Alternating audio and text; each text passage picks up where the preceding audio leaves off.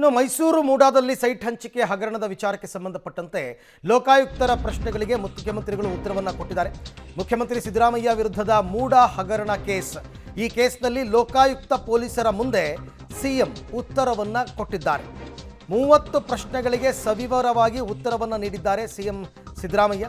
ಲೋಕಾಯುಕ್ತರ ಪೊಲೀಸರ ಮುಂದೆ ಸಿಎಂ ಪತ್ನಿ ಬಾಮೈದ ಮಲ್ಲಿಕಾರ್ಜುನ ಸ್ವಾಮಿ ಇವರು ಕೊಟ್ಟಂತಹ ಉತ್ತರ ಏನು, ಅವರು ಕೇಳಿದಂತಹ ಪ್ರಶ್ನೆಗಳು ಏನು. ಪಬ್ಲಿಕ್ ಟಿವಿಗೆ 4 ಜನ ನೀಡಿರುವ ಸ್ವಇಚ್ಛಾ ಹೇಳಿಕೆ ಈಗ ಲಭ್ಯವಾಗಿದೆ. ಮುಖ್ಯಮಂತ್ರಿ ಸಿದ್ದರಾಮಯ್ಯನವರ ವಿರುದ್ಧ ಬಂದಿತ್ತಲ್ಲ, ಅದಕ್ಕೆಲ್ಲ ಉತ್ತರ ಕೊಟ್ಟಿದ್ದಾರೆ ಇವರೆಲ್ಲರೂ ಕೂಡ. ಅವರು ಹಲವಾರು ಪ್ರಶ್ನೆಗಳನ್ನು ಕೇಳಿದ್ದಾರೆ. ಅದೆಲ್ಲದಕ್ಕೂ ಕೂಡ ಸವಿವರವಾಗಿ ಮುಖ್ಯಮಂತ್ರಿಗಳು ಉತ್ತರವನ್ನು ಕೊಟ್ಟಿರ್ತಕ್ಕಂಥ ಪ್ರತಿ ಇದು ನೀವು ನೋಡ್ತಾ ಇರ್ತಕ್ಕಂಥದ್ದು. ಸಿಎಂ ಸಿದ್ದರಾಮಯ್ಯನವರು ಲಿಖಿತ ರೂಪದಲ್ಲಿ ಕೊಟ್ಟಿರೋದು. ಹಾಗಾದರೆ ಏನು ಹೇಳಿದ್ದಾರೆ, ಏನು ಉತ್ತರ ಕೊಟ್ಟಿದ್ದಾರೆ ಅಂತಕ್ಕಂಥದ್ದನ್ನು ನೋಡೋಣ. ಓಕೆ, ಮುಖ್ಯಮಂತ್ರಿಗಳು ಕೊಟ್ಟ ಹೇಳಿಕೆಯಲ್ಲಿ 1977ರಲ್ಲಿ ಪಾರ್ವತಿ ಜೊತೆ ನನ್ನ ವಿವಾಹವಾಗಿದೆ ಎಲ್ಲ ಅಂದರೆ ಆರಂಭದಿಂದ ಹೇಳ್ಕೊಂಡು ಬರ್ತಾರೆ. ಏನೇನು ನಡೀತು, ವಿವಾಹಕ್ಕೂ ಮುನ್ನ ಮಲ್ಲಿಕಾರ್ಜುನ ಸ್ವಾಮಿ ಕುಟುಂಬಸ್ಥರು ನಮಗೆ ಪರಿಚಯ. ಮಲ್ಲಿಕಾರ್ಜುನ ಕುಟುಂಬಸ್ಥರು ಅಂದರೆ ಪತ್ನಿ ಕುಟುಂಬಸ್ಥರು ಪರಿಚಯ ಇದ್ದರು. ಮಲ್ಲಿಕಾರ್ಜುನ ಸ್ವಾಮಿ ಜೊತೆ ಯಾವುದೇ ಹಣಕಾಸಿನ ವ್ಯವಹಾರವನ್ನು ಕೂಡ ನಾನು ಇಲ್ಲಿ ತನಕ ಮಾಡಿಲ್ಲ.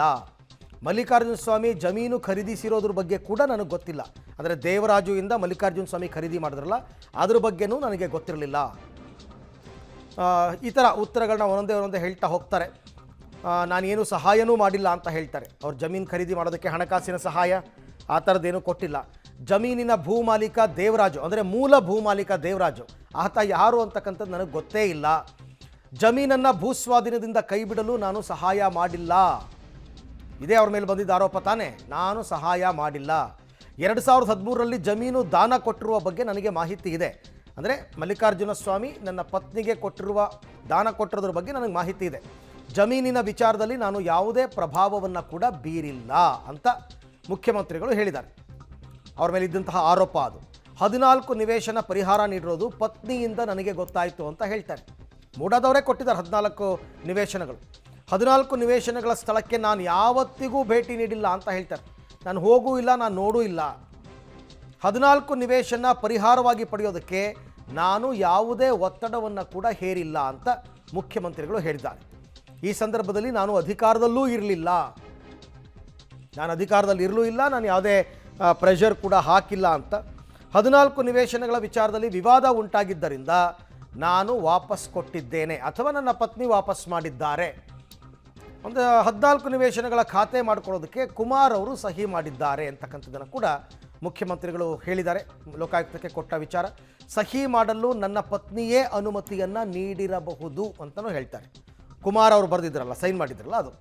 ಮಲ್ಲಿಕಾರ್ಜುನ ಸ್ವಾಮಿ ಜಮೀನು ಭೂ ಪರಿವರ್ತನೆಗಾಗಿ ನನ್ನನ್ನು ಭೇಟಿ ಮಾಡಿಲ್ಲ. ಲ್ಯಾಂಡ್ ಕನ್ವರ್ಷನ್ಗೆ ನನ್ನನ್ನು ಕೇಳೂ ಇಲ್ಲ, ನಾನು ಮಾಡಿಕೊಟ್ಟೂ ಇಲ್ಲ. ಭೂ ಪರಿವರ್ತನೆಗಾಗಿ ಯಾವ ಅಧಿಕಾರಿಗಳೂ ನನ್ನನ್ನು ಭೇಟಿ ಮಾಡಿಲ್ಲ. ಇದನ್ನೇ ಅವ್ರು ಯಾವಾಗಲೂ ನಾನು ಏನೂ ತಪ್ಪು ಮಾಡಿಲ್ಲ ಅಂತ ಹೇಳ್ತಾ ಇರೋದು. ಮುಖ್ಯಮಂತ್ರಿಗಳು ಕೊಟ್ಟಿರ್ತಕ್ಕಂಥ ಉತ್ತರದ ಸಾರಾಂಶವನ್ನು ನಿಮ್ಮ ಮುಂದೆ ನಾನಿವಾಗ ಹೇಳಿದೆ. 30 ಪ್ರಶ್ನೆಗಳಿಗೆ ಮುಖ್ಯಮಂತ್ರಿ ಸಿದ್ದರಾಮಯ್ಯನವರು ಉತ್ತರವನ್ನು ಕೊಟ್ಟಿದ್ದಾರೆ. ಸೊ ಹಾಗಾಗಿ ಇದೆಲ್ಲವೂ ಕೂಡ ಲೋಕಾಯುಕ್ತಕ್ಕೆ ಕೊಟ್ಟಿರೋ ಉತ್ತರ. ಇನ್ನು ಅವರ ಪತ್ನಿ ಕೊಟ್ಟ ಹೇಳಿಕೆ ಏನು ಅದನ್ನು ಕೂಡ ನೋಡ್ಬೋಣ. ಯಾಕೆಂದರೆ ಅವರು ಸ್ಟೇಟ್ಮೆಂಟ್ ಕೊಟ್ಟಿದ್ದಾರಲ್ಲ ಲೋಕಾಯುಕ್ತಕ್ಕೆ, ಖುದ್ದು ಹಾಜರಾಗಿ ಉತ್ತರವನ್ನು ಕೊಟ್ಟಿದ್ದಾರೆ. ಲೋಕಾಯುಕ್ತದ ಮುಂದೆ ಸಿಎಂ ಪತ್ನಿ ಕೊಟ್ಟ ಹೇಳಿಕೆ ಏನು ಅನ್ನೋದನ್ನು ನಾವೀಗ ನೋಡೋಣ. ಪಬ್ಲಿಕ್ ಟಿವಿಗೆ ಎಕ್ಸ್ಕ್ಲೂಸಿವ್ ಡೀಟೇಲ್ಸ್ ಎಲ್ಲವೂ ಕೂಡ ಲಭ್ಯವಾಗಿದೆ. ಅವರು ಕೊಟ್ಟಿರ್ತಕ್ಕಂಥ ಡೀಟೇಲ್ಸ್ ಅಂದರೆ ಉತ್ತರ ಏನು ಅನ್ನೋದು ನೋಡೋಣ.